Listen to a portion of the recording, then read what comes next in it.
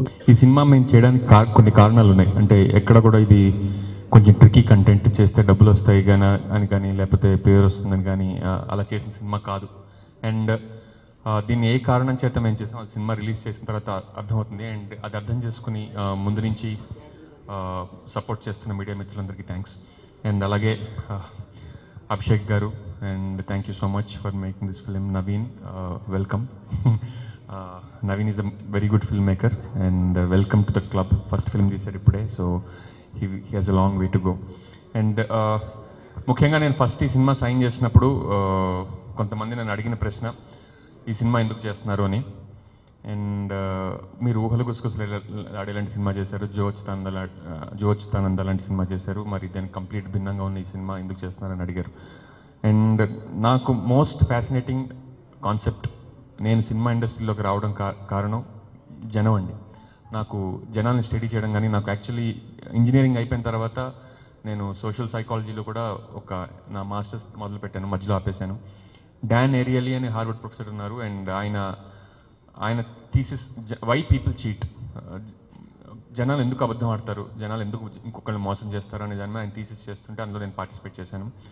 నా వైపు స్టడీ చేసి నేను ఆయనకు హెల్ప్ చేశాను. నాకు జనాలు ఎలా బిహేవ్ చేస్తారో, వాళ్ళ సైకాలజీ ఏంటి, కొన్ని సిచ్యువేషన్స్లో వాళ్ళ రియాక్షన్స్ ఎలా ఉంటాయి.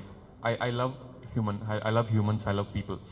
అండ్ అలాగే మీరు ఊహలు గుసగుసలాడే సినిమా తీసుకున్నట్టయితే అందులో కూడా సినిమాలు రెండు రకాలు ఉంటాయండి. ఒకటి ప్లాట్ డ్రివెన్ ఫిల్మ్, ఒకటి క్యారెక్టర్ డ్రివెన్ ఫిల్మ్.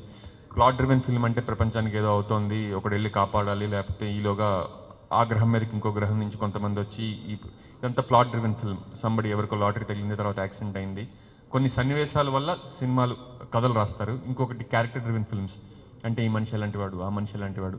ఊహలు గుసగుసలాడే is a character study for me. Prabhavati character ఇప్పటికీ ఆ సినిమా యాక్టర్స్ రాశి కన్నా ఎక్కడికి వెళ్ళినా చాలామంది ప్రభావతి అంటూ ఉంటారు. బికాస్ అది నేను చాలామంది అమ్మాయిల్ని చూసి వాళ్ళని అర్థం చేసుకుని నేను రాసిన క్యారెక్టర్. అందులో అశ్లీలంగా ఏమీ లేకపోవచ్చు, but it is very personal portrait of somebody I have seen. అంటే నాట్ ఒక మనిషి కాదు, కొంతమందిని స్టడీ చేసి రాసిన క్యారెక్టర్ అది. అట్లానే ఎన్ వెంకటేశ్వరరావు అనే క్యారెక్టర్ నా క్యారెక్టర్. అలాగే జో అచ్యుతానంద్ అనే సినిమాలో నేను ఇద్దరు బ్రదర్స్ గురించి రాశాను. అండ్ ఇద్దరు బ్రదర్స్ మధ్య మనస్పర్ధలు ఎలా వస్తాయి, అండ్ వాళ్ళు సాధారణంగా మిడిల్ క్లాస్ సెట్టింగ్లో ఉన్నప్పుడు వాళ్ళ మధ్య విభేదాలు ఎలా వస్తాయి, అండ్ దాన్ని ఎలా సార్ట్అవుట్ చేసుకుంటారు, అండ్ మిడిల్ క్లాస్ డైనమిక్స్ ఏంటి. ఈ స్టడీ నాకు చాలా ఇంట్రెస్ట్ అనిపించింది. అలాగే బాబు బాగా బిజీ కూడా it's a character study for me, and it's a very psychological study for మీ.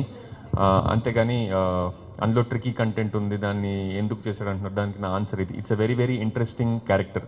అందులో అశ్లీలత ఉందా లేకపోతే ఉందా అనేది that's secondary. And for me the most fascinating character of a human being is his mind, what goes on inside his mind. And అందుకు నేను ఈ cinema ఒప్పుకోవడం జరిగింది.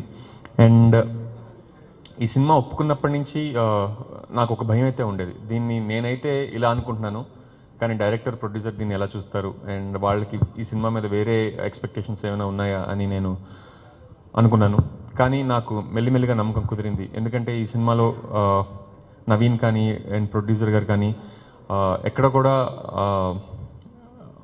టెంప్ట్ అవ్వలేదు.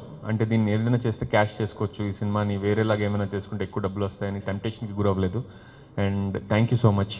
అలాగే ఈ సినిమాలో ఉన్న యాక్టర్స్ నాకు చాలా ఇష్టమైన యాక్టర్స్. ఎందుకంటే వాళ్ళు ఏదో సినిమాలు ఎక్కువ చేసేసారు అండ్ మంచి పేరు వచ్చింది అలా కాదు. And like either it is Darshi or Supriya, they have come from stage and they have treated with this project with so much respect. And దాని మీద చాలా గౌరవంతో పనిచేశారు. అండ్ ఈ సినిమాకి చాలా గౌరవం వాళ్ళ వల్ల కూడా వచ్చింది. దర్శి కానీ, సుప్రియ కానీ, తేజస్వి కానీ, భరణి గారు కానీ, very respectable names. And thank you so much for accepting this project and working along with me.